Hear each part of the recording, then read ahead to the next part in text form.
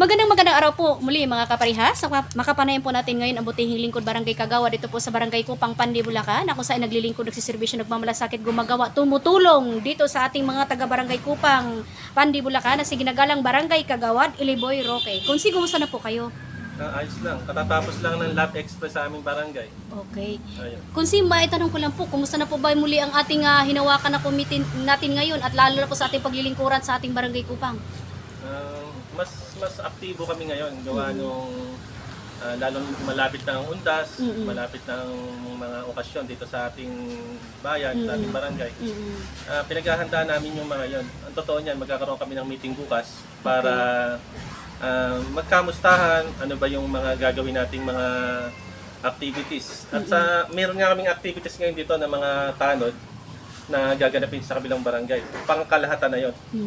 Ang magiging talakayan doon gaya ng yung mga pangkaligtas ng kapayapaan dito sa bawat barangay. Okay.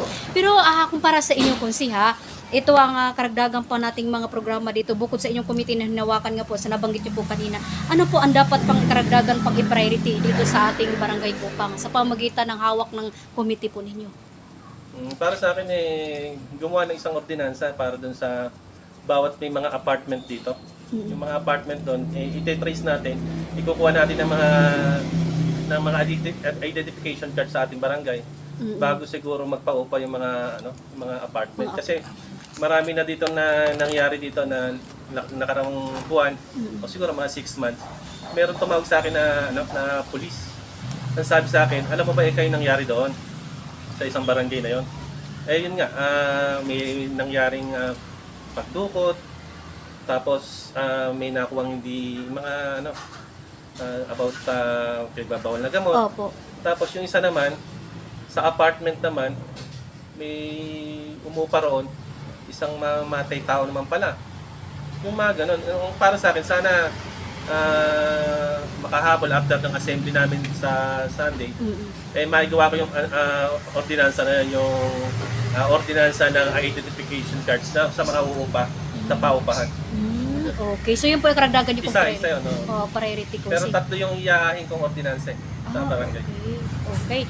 Pero kung may tanong ko lang regarding that, ano po ang inyo pong panawagan sa ating mga kabarangay na dapat nilang sundin ang inyong mga batas na pinapatupad regarding sa inyong committee na hawak ngayon? Ang sa akin lang, dapat talaga silang sumunod. Dahil ginawa ko naman yon. Dahil iyon naman kasi sa paggawa nga kasi ng batas, tulad nun, aalamin namin ano ba ang problema sa inyo dyan.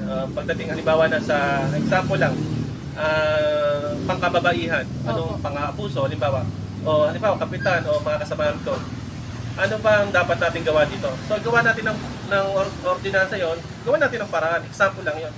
Aalamin natin kung ano yung mga problema na yon, gagawa natin ng solusyon. Opo. Yun, okay. Ano po naging sikreto ni Kunsi Iliboy Roque na sadyang may malasakit at tumutulong sa ating at sadyang matulungin sa kapwa? Ang sikreto ko dyan sa bawat gagawin mo, kailangan masaya ka. Kung may maitutulong ka, tumulong ka. At saka pag may lumapit sa'yo, kaya lumapit sa'yo na nangangailangan, huwag mo siya pababayaan ng basyong-basyo. Bigyan mo siya kahit papaano. Ayun, nabukal sa kalooban ni Kunsi. Tulungan mo siya. Mensahe na ipapahatid sa ating minamahal na mga kababayan o kabarangay.